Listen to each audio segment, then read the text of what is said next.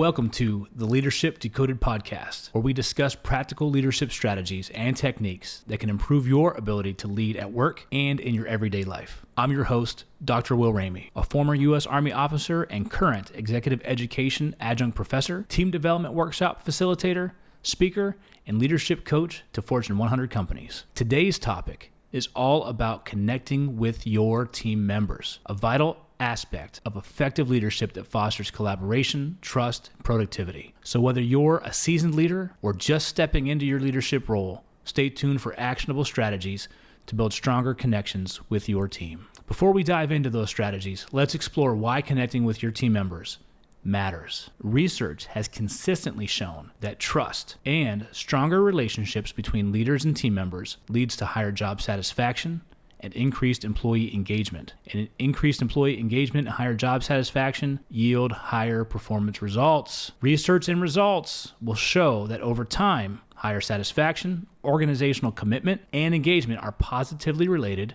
to team performance outcomes. When team members feel valued and heard, they're more likely to be motivated, committed, and contribute their best efforts. In an article published through Harvard Business Review, a study across 1,000 U.S. workers showed that 91% say communication issues drag executives down. Some of the most prevalent communication issues: not recognizing employees' achievements, not having time to meet with employees, refusing to talk with subordinate team members, and not knowing employees' names. We need to engage at crucial moments. Acknowledge personal milestones of your team members, weddings, funerals, graduations, and professional milestones, work anniversaries, significant accomplishments, team efforts. All of this goes a long way to connecting with your team. All right, so I worked at a Fortune 50 company in their distribution network. It was my first job I had since leaving the Army, and I was all about team leadership. I deployed. I led teams where our lives depended on each other.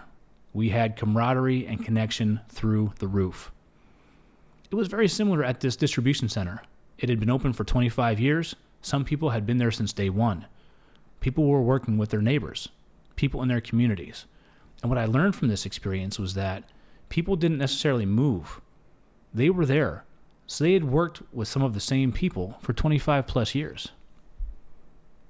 Now, we had a brand new group leader who was a first-line supervisor in my department. I was assigned as the executive trainer in my department. So I helped build the technical expertise as well as the cultural onboarding for this team member. We'll call him Pete Johnson. So Pete Johnson came in right out of college, and I remember distinctively one of the more seasoned team members, we'll call her Tony, came up to me and asked me for a few minutes. Absolutely, Tony, I said. What's going on? She said, well, it's about Pete. He is not jiving with our team. I said, oh, tell me more. What do you mean? Now, Tony had very high expectations. And she always took a step back and said, I know you're probably viewing me as complaining. And I let her know every time, no, Tony, I know you've got high expectations. She was one of our top performers. She performed well. She expected her peers to perform well. She expected her supervisors to be knowledgeable, personable, and perform well. And what she told me was Pete Johnson was not performing well at all. He came off as condescending. It wasn't that he wasn't smart, but she kept saying that he wanted to be the one-upper. He kept talking down to people, wanted to be the last person to have something to say. So I recognized that some of this came down to leadership behaviors. And knowing that this was Pete's first job out of college, he was trying to establish himself as the formal leader. So I told her, I said, I'll do my best. I'll have a conversation with Pete, find out what's going on, see if I can have some influence and positively change the situation. So I remember talking to Pete, and I asked him, how do you connect with your team? How do you interact with your team members on a day-to-day basis? Well, I start off the day and I give them their jobs, I task them, and then I go find out and make sure they're doing their jobs, and I give them their performance feedback, and if they're not working well, I let them know, I'm the boss and I'm watching you. And there we have it. There was no personal connection. It was only professional.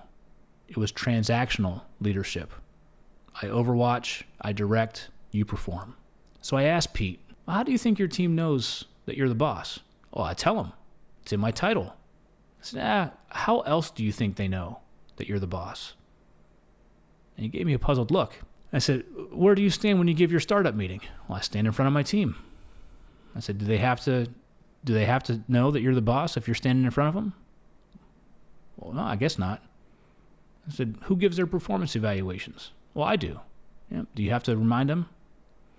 I said, now, who decides on the best techniques and approaches when unplanned anomalies come up throughout the night? Well, I do. I have the final say. Oh, you have the final say. That's right, Pete.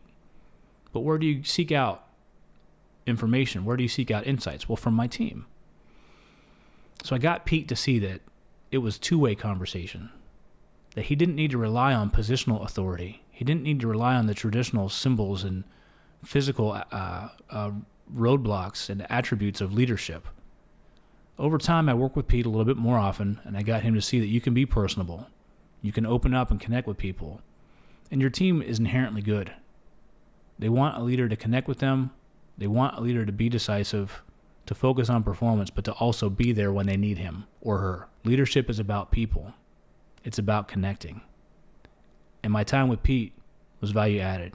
A few weeks later, I saw Tony once again, and she simply rolled up and said thank you. And I knew exactly what she meant. And I nodded, and we moved on. Connection with your team matters. And as a leader, there's multiple ways to connect. It's not just about work-related conversations. It's about building genuine relationships with your team. Now, there's a fine line and a tightrope to walk. But to be able to be effective, you can actively listen to your team. When your team members express their thoughts and feelings, be present, be attentive, show empathy and understanding, and you'll create a more supportive environment. This can be tough, especially for new leaders as well as more seasoned leaders. For new leaders, you may be so eager to connect and share with your team members that you inadvertently cut them off so you can share your perspective in an effort to relate. I've watched this unfold in front of me. Admittedly, I found myself doing this from time to time when I was a new leader as well. It's a balancing act between active listening, relating, and not being a one-upper. For seasoned leaders, the distance between you and your team can become an obstacle that prevents you from being relatable.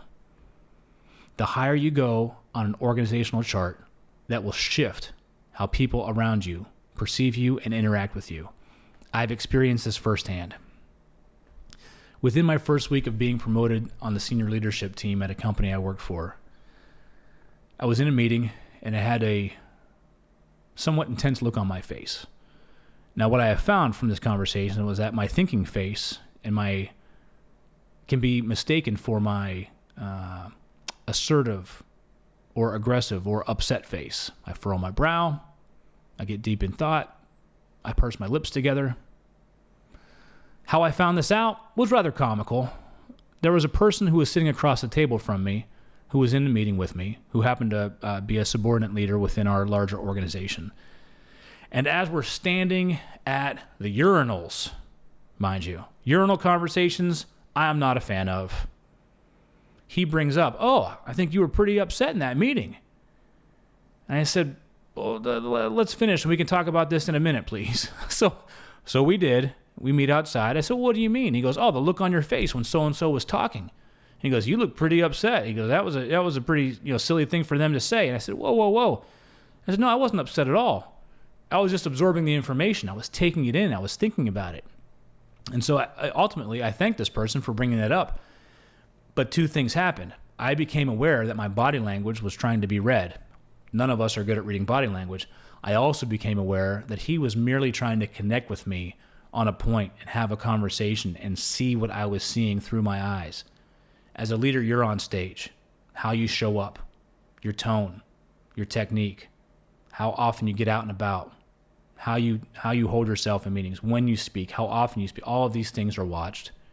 And being able to connect with your team and open up will help them relate to you and understand more about how you carry yourself, as well as you understanding more about how they carry themselves. And when you gain that understanding and you open yourself up, and you have that trust, connections will form. So get out of the office. Go see your team members in their space. Give them a safe space to share what's happening in their world with you. Additionally, recognize and celebrate individual achievements and milestones. Acknowledging your team's efforts makes them feel appreciated and motivated to keep excelling. Simple gestures like sending a personalized thank you message, praising them during team meetings, can go a long way in building strong connections. One company I worked for had 3x5 recognition cards.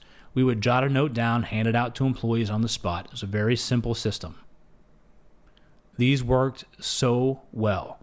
People had them displayed at work, and some even had them proudly displayed at home on their refrigerator.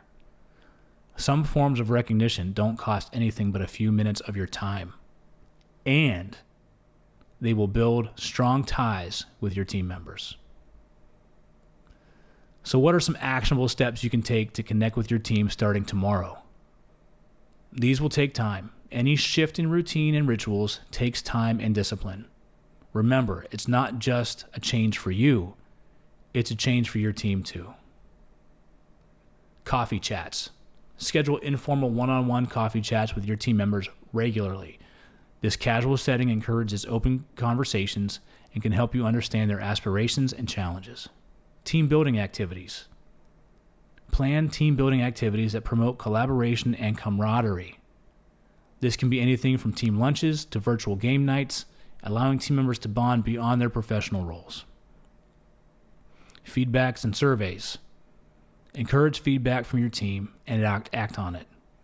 Conduct anonymous surveys to give your team members a safe space to share their thoughts on work-related matters. Personal development support. Invest in your team's personal growth by offering training opportunities or mentoring programs. Show that you care about their development as professionals and individuals. And share your own personal stories. Open up about your experiences and your challenges as a leader. It doesn't always have to be the heroic outcome. It can be a miserable failure and what you learned from it. That shows your human side. Sharing personal stories can create a sense of relatability and build trust among your team members. So there you go. You've got actionable strategies to connect with your team members effectively. There's no one-size-fits-all solution. Remember that. You've got to find what works for you. Strong connections, foster a positive work environment, boost productivity, and lead to happier team members. Imagine being happier at work. It's amazing what can result when you have that type of environment. Start implementing these strategies and watch your team thrive. Thanks for tuning in to Leadership Decoded. Until next time, if you've enjoyed today's episode, be sure to subscribe to the Leadership Decoded podcast. Share it with your fellow leaders. We value your feedback, so please leave a comment, leave a review. Let us know what topics you'd like us to explore next. Stay curious, stay connected, and keep empowering your teams to reach new heights. See you in the next episode. Thanks for joining me on Leadership Decoded. To explore more of what's happening on the stacks, head over to youtube.com/onthestacks. If you want to keep the conversation going, connect with me on LinkedIn. And if you're interested in learning more about leadership and team development workshops for your organization, don't hesitate to reach out. I'd love to find a way to serve you and help your team grow. I'm your host, Dr. Will Ramey. Be well, my friends.